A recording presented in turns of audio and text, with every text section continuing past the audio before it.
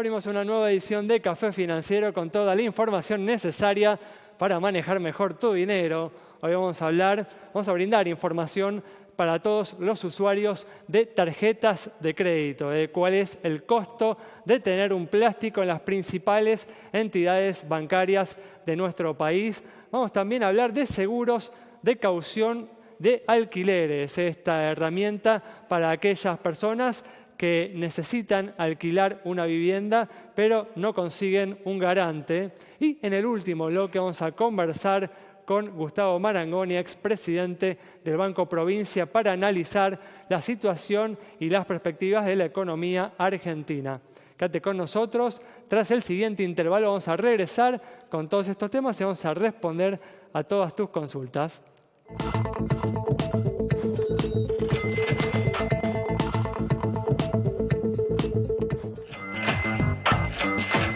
Ya estamos aquí, como siempre, con la presencia de Santiago Chelala. También nos acompaña Yamila Escala y, al igual que el miércoles, estamos con Augusto Posleman, quien trae hoy unas recomendaciones de inversión para todos aquellos que están analizando qué hacer con sus ahorros en esta primera parte del año. ¿Qué tal? ¿Cómo andan? Muy bien, ¿cómo les va? Gracias por estar aquí.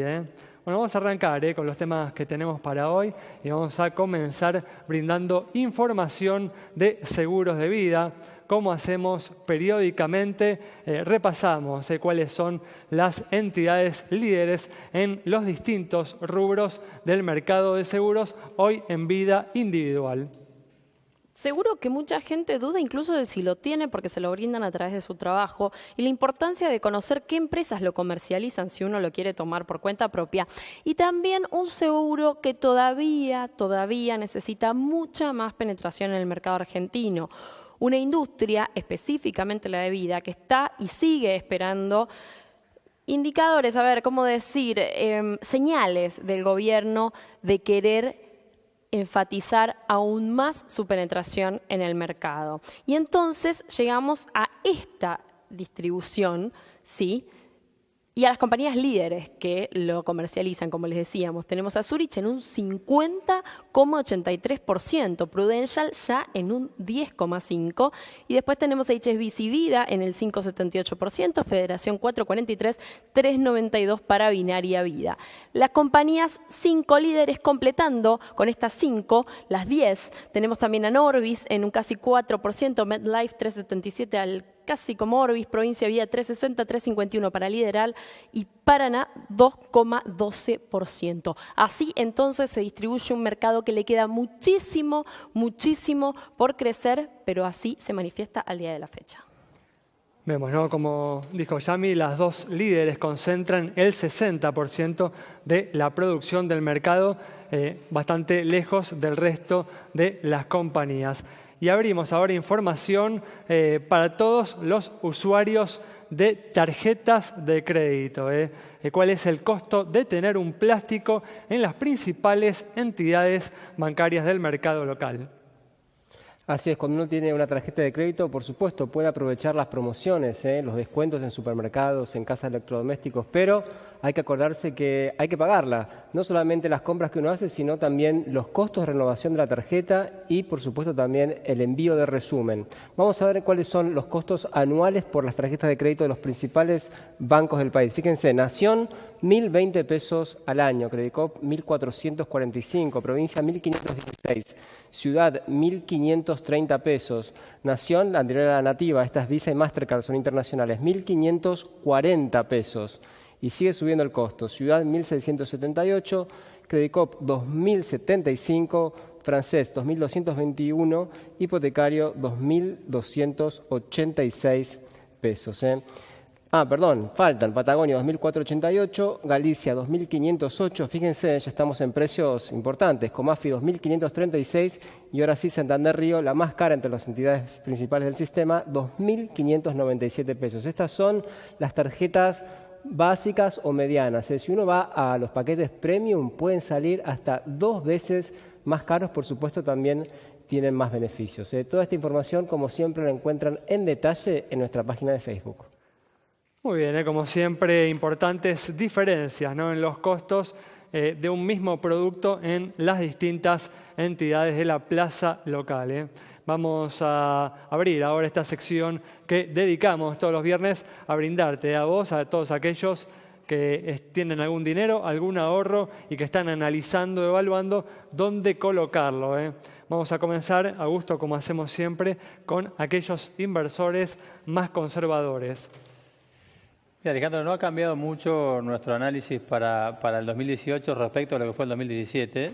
Y vale la pena aclararlo porque en los momentos donde hubo una fuerte devaluación, quizás hacer un repaso y ver cómo ha terminado el 2017 y cuál es la proyección para el año, nos puede dar una idea más clara de lo que fueron las LEVACs, que es el instrumento para mí que sigue siendo el instrumento ideal para el ahorrista que está muy acostumbrado a un plazo fijo y que en 2017 tuvo una rentabilidad neta en dólares de un 10%. 10% real en dólares. La evaluación de los últimos días del año. Eso es lo que digo, exactamente. Enero-diciembre de 2017, la devaluación total fue el 18,4% y la tasa promedio del año de la LEVAC fue 28,4%. Con lo cual, un 10% real en dólares. Para este año puede pasar algo similar.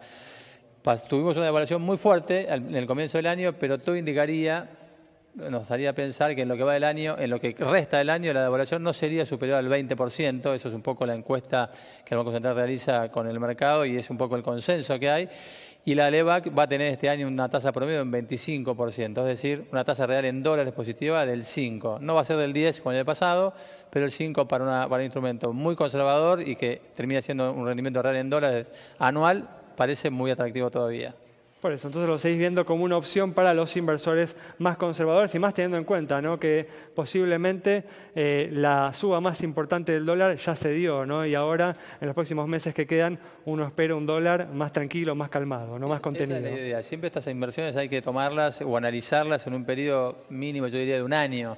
En el medio se dan estos saltos que sería bueno evitar, digamos, en la política del Banco Central, en nuestra opinión, podría ser un poquito más, digamos, gradual como reto del gobierno. Ha habido saltos, pero creemos que si uno mira el periodo completo del año, vamos a tener una película parecida a la del 2017, pero con el cambio de metas de inflación, digamos, se ha relajado un poquito, digamos, la tasa de interés. Creemos que puede ser, en vez de 10% positiva en dólares, del 5 o 6%, que no está mal para un instrumento de tan corto plazo y tan seguro. Muy bien. ¿Y para algún inversor un poco más atrevido, Augusto, qué tenemos? Ahí luego lo que ha pasado el año pasado, y sobre todo en principio del año, que han ajustado los bonos soberanos en dólares. Particularmente nos gusta un bono que se llama Discount, que ha sido castigado en el principio del año y hoy está rindiendo aproximadamente 7,5% anual en dólares. Parece mucho. Tiene un vencimiento lejano, ¿no? Es un bono, claro, por eso digo, es un bono que vence en el 2033, pero tiene pagos de capital a partir del 2030, con lo cual tiene lo que llama una duración promedio de unos 7 años y medio. Es largo, obviamente, pero no es tan largo como su vencimiento pareciera indicar, porque a su vez tiene un cupón anual muy alto, del 8,28%.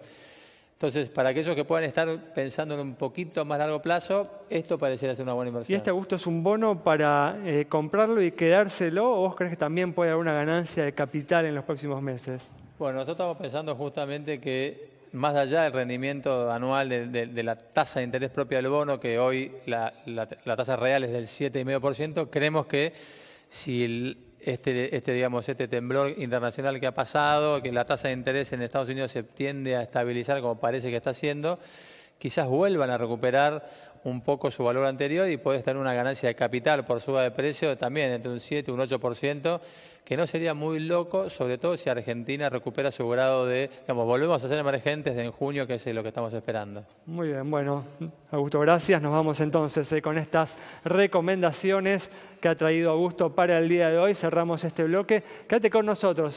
Al regreso vamos a estar hablando de seguros de caución de alquileres.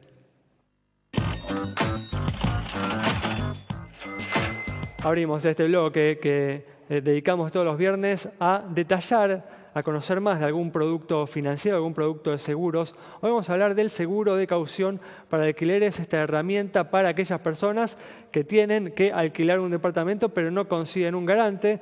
Para ello estamos con José Aramburu, que es gerente comercial del grupo SMG. ¿Qué tal, José? ¿Cómo andás? ¿Qué tal? ¿Cómo te va, Alejandro? Muchas gracias por este espacio. Gracias a vos por estar aquí. Bueno, contanos, ¿de qué se trata, ¿no?, el seguro de caución para alquileres? Sí, déjame contarte primero, tanto a vos como a la teleaudiencia, cuál es la situación, cuál es el contexto que vivimos en la Argentina para entender por qué esta es una excelente y práctica herramienta, ¿no? Dale. En la Argentina, en nuestro país, del total de las propiedades, un 20% están destinadas a la locación, al alquiler. Y en la ciudad de Buenos Aires, entre 35 y 50% están destinadas a la locación. Esto es según el último censo nacional efectuado. ¿Qué es lo que pasa hoy? Lo que pasa hoy es que, digamos, el propietario exige para alquilar su propiedad una garantía propietaria. Claro. Y, digamos, al inquilino le es muy difícil conseguirla. En primera instancia puede ser gente del interior que no tiene conocidos en la ciudad de Buenos Aires, puede ser también que, digamos, sea producto de que generalmente a la gente no le gusta dar su propiedad en garantía. Por el otro lado, los propietarios no tienen... Hay unas propiedades que están inscritas como bien de familia. No, por eso mismo. Y la verdad es que también el propietario no tiene una garantía real. En realidad tiene una propiedad que hoy, digamos, que hay que ver cómo es el correr del tiempo de esa propiedad durante todo el contrato. Hoy puede estar, mañana puede ser afectada como bien de familia y en última instancia tiene que salir a ejecutar al inquilino y al garante al no pagar el alquiler. Por eso las garantías disponibles o que son más corrientes no le brindan una protección adecuada al propietario. Exactamente. Si bien los corredores inmobiliarios hacen un excelente trabajo, digamos, haciendo todo un análisis, pero no es una garantía real. Por lo cual, ¿qué pasa si, digamos, tenemos una herramienta que para el propietario constituye una seguridad? Imaginemos estar avalado, que su inquilino esté avalado por uno de los grupos económicos financieros más importantes del país, como es Swiss Medical, y también para el inquilino es un trámite mucho más rápido y no tiene que molestar a nadie.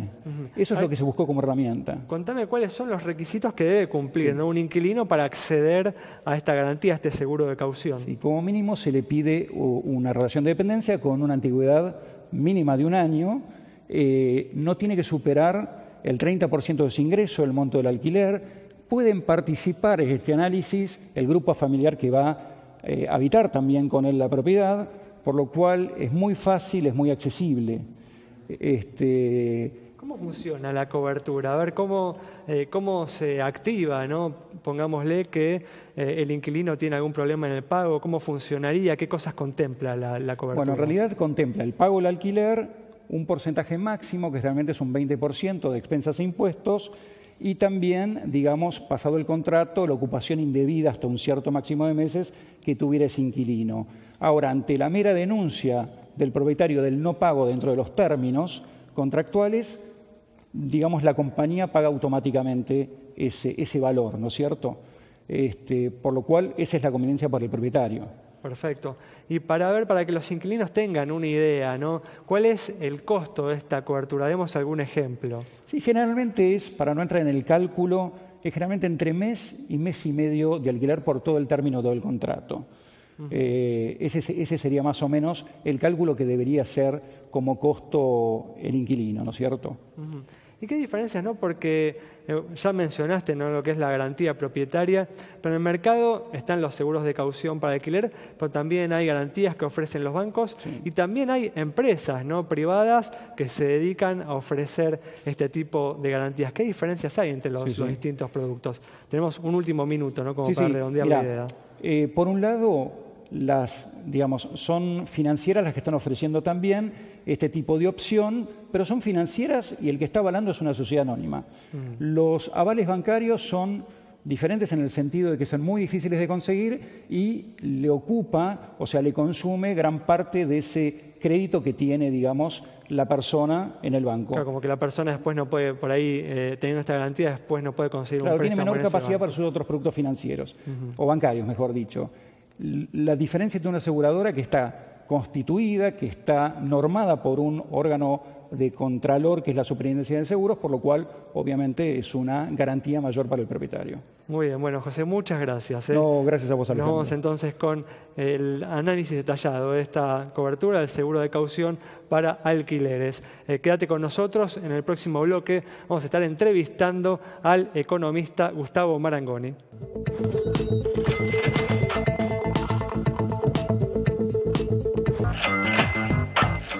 Estamos aquí con Gustavo Marangoni, expresidente del Banco Provincia, para analizar la situación y las perspectivas de la economía argentina. ¿Qué tal? ¿Cómo andas, Gustavo? Bien, muy bien. Muchas gracias por la invitación. Gracias a vos por estar una vez más aquí.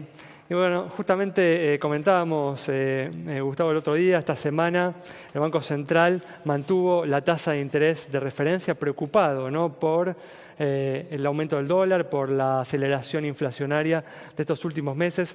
¿Estás de acuerdo con esta decisión de la autoridad monetaria, que al mismo tiempo es una decepción, ¿no?, para el sector productivo, que se había ilusionado a inicios del año con una baja en las tasas de interés, en el costo del dinero, ¿no? Sí, en este contexto no hay margen. Además que el propio informe del Banco Central está hablando y estableciendo una correlación directa entre la modificación del tipo de cambio y el corrimiento de los precios.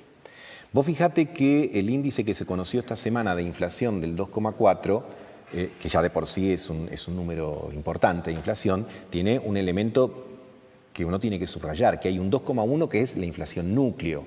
Recordemos, digamos, a la gente que la inflación núcleo es aquella que no involucra ni a los regulados ni a los estacionales, no a los precios, con lo cual, pues ahí tenés un tema de preocupación, una inflación que acumula 4 y pico % en el primer bimestre, que se supone que en el primer cuatrimestre del año se va a consumir casi la mitad de la meta oficial. Por supuesto que es un elemento de preocupación y que establece cierta comprensión respecto al no haber tocado la tasa. Por eso, en este contexto, con estas perspectivas, ¿estás de acuerdo con la decisión de la autoridad monetaria?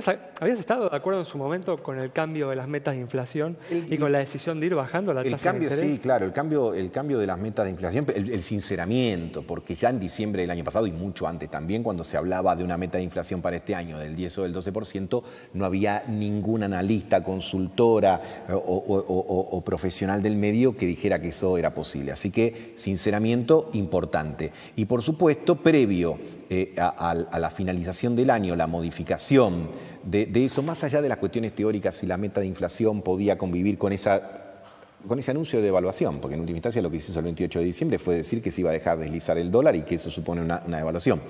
Creo que era importante. Después sobrevino este enero más tumultuoso, el cambio del presidente de la Reserva Federal en Estados Unidos, el aumento de las tasas, etcétera. Entonces, evidentemente me parece a mí que lo que nos tiene que poner en perspectiva para adelante, primero, que la inflación es un tema que todavía nos va a llevar mucho tiempo. Hay que ser muy prudentes con el hecho de anuncios de vamos a llegar al dígito en tal momento, en tal otro, porque evidentemente es una tarea mucho más compleja. Y además también porque los argentinos y todos los que tenemos cierta edad sabemos, vivimos con esa sábana corta donde si nos tapamos los pies con el tema de un tipo de cambio competitivo, nos destapamos la cabeza con los precios en el mercado doméstico. Y si hacemos la inversa y nos tapamos la cabeza, dejamos destapado el pie. Bueno, lógico. Por eso me parece a mí que aquí lo que hay que... El gobierno y la Argentina, el gobierno porque lógicamente le toca en esta coyuntura histórica tener que administrar esta situación, pero no es nuevo en la historia argentina el juego tasas-dólar o el usar el tipo de cambio como una ancla antiinflacionaria hasta que después eso suma una determinada presión y no se puede contener. Yo lo que creo que el 28 de diciembre lo que el gobierno quería era que el crecimiento del 2017, que el crecimiento del 2018 fuese un poco más robusto, porque convengamos que un 2% de crecimiento prácticamente, si le descontás el aumento de la población por el crecimiento vegetativo, te deja casi empatado. Y este es un problema, insisto, que está ahora y estaba antes también. Yo creo que lamentablemente en términos de crecimiento la década del 10 va a ser llamada con justicia la década perdida. Porque cuando vos haces la proyección del 2018, del 2019 y del 2020, aunque tengamos un crecimiento de 2, 3, desde el punto de vista per cápita, vamos a estar al fin de esta década como en el 2010, 2011. Bueno, quiere decir que todos tenemos que repasar los papeles, algunos los tenemos que quemar porque evidentemente ya están gastados, no sirven y, por supuesto, todos más o menos tenemos claridad respecto de los problemas. El déficit fiscal sigue siendo el problema, yo diría, más importante de la Argentina, que te arrastra a los otros, porque finalmente ese déficit lo financiás con deuda, si lo financiás con deuda tirás para abajo el tipo de cambio, si tirás para abajo el tipo de cambio tenés el problema del déficit de cuenta corriente que tenemos, que es muy importante, y estamos todos con las velas encendidas para que el mundo nos siga prestando hasta que pase algo. En este contexto, Gustavo, ¿cómo ves estos dos frentes de tensión que abrió el gobierno, ¿no? Por un lado, los sindicatos, quizás con Moyano como referente, ¿no? Pero unas paritarias que parecen estar siendo difíciles de cerrar en algunos gremios, y por el otro lado, con los empresarios, ¿no? Aunque hubo algunas fotos de reencuentro, parece que también hubo ciertos cortocircuitos. Con el tema de la paritaria, yo creo que a veces, como dice en el barrio, no tanto gregre para decir Gregorio. Es decir, vos le decís que no vas a tener cláusula gatillo y después los gremios que terminan firmando tienen una revisión. Con lo cual, si vos pasás en limpio... Pero es cierto, digamos, que es distinto a una cláusula gatillo, ¿no? Sí, pero también ¿qué te genera? Primero que te vas a terminar actualizando, pero además te genera una paritaria de corto plazo. Porque en realidad todos sabemos que entre agosto y septiembre la mayor parte de los gremios que firmaron se van a tener que sentar a negociar de nuevo. Entonces, me parece que ahí hay un tema que obviamente genera complejidad. Y además, esto que comentábamos nosotros, la famosa conferencia de prensa del 28 y los movimientos de enero, no ayudaron tampoco a que la paritaria sea tranquila, porque es más difícil para los representantes gremiales cerrarte un 15 si vos tenés una inflación en los primeros 2 meses y un movimiento del tipo de cambio que hace que los propios afiliados de los gremios también empujen para decirle, che, no nos atrasemos. Parece igual un avance respecto a la cláusula gatillo, ¿no? En donde el proceso, la actualización era automática, ¿no? Bueno, pero por lo menos eso te permite un empate y no apagar el motor que sigue siendo más importante, el motor del consumo. La inversión viene creciendo algo, pero todavía no con la suficiente destreza como para convertirse en, no digo el reemplazo, pero digo por lo menos un sustituto importante del consumo, que sobre todo en el ámbito minorista todavía sigue muy golpeado. Gustavo, que se va a poder evitar en los próximos años, en este proceso de reordenamiento de la economía, que haya una caída del salario real? En este año lo veo difícil. Este año me parece que va a haber caída, que los salarios van a perder con la inflación. Me parece que es un dato, y ni hablar del sector informal porque se viene perdiendo hace mucho tiempo. Pero digo, para más adelante además, bueno, ¿no? Hablando del problema de competitividad. ¿No? Uno decía que no, te podría decir casi por cálculo electoral que en el 2019 es probable que esto no suceda, porque a ningún gobierno que llegue en una posición más o menos razonable, y creo que va a ser el caso de la administración de Cambiemos, te va a deprimir el salario real en un año electoral. Así que me parece que el 2019 no, pero... volvemos, un año sí, un año no, un año sí. Hay, en algún momento, insisto, no es una responsabilidad solo del gobierno, es de toda la dirigencia. El tema del déficit y el tema de las características del endeudamiento y el tema de la coordinación de la política, pero no solo intragobierno, sino la coordinación de la política entre el gobierno nacional y los gobiernos provinciales. Porque vos querés una inflación del 15%, al margen de que tu ministro de Energía y tu ministro de Hacienda y tu ministro de Finanzas tienen que estar muy articulados, también tienen que estar los ministros de Economía provinciales, porque no hay inmobiliario o no hay ABL en el orden municipal que no te aumente el 20, 25, 30. Bueno, me parece que ahí también todos tenemos que hacer deberes, ¿no? Hablabas de 2019. ¿Ves al peronismo unido, encaminado frente a las próximas elecciones? Me parece que va a haber que plantearlo en términos de oposición. Es una agenda difícil. Me parece que por un lado primero se tendría que unificar el peronismo no K, vamos a decirlo así, porque el K está unificado, tiene una conducción. El otro tiene una tarea más difícil porque es más horizontal y todavía no tiene un liderazgo claro.